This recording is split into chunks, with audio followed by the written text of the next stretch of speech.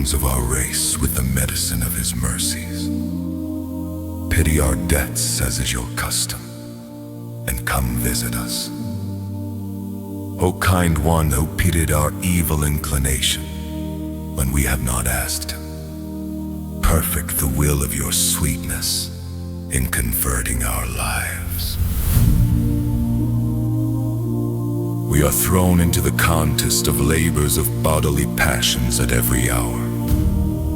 And there is no time when the fight of desires is silent. The spring of savage passions pours out from us, and it confuses the journey of our lives by its trembling.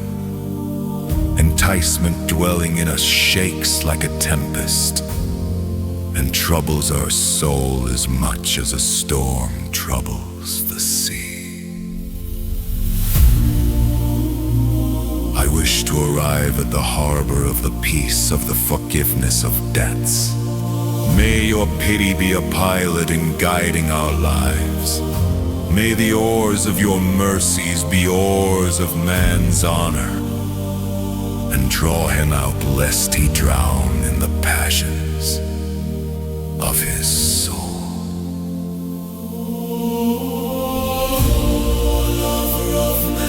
O lover of man, forgive the man who hates his life, and give him the strength to conquer the battle of his desires.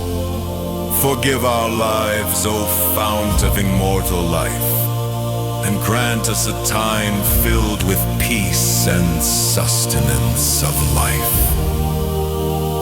We have sinned greatly, and our evil has passed above our heads, and we are near to drowning in the abyss of our debts.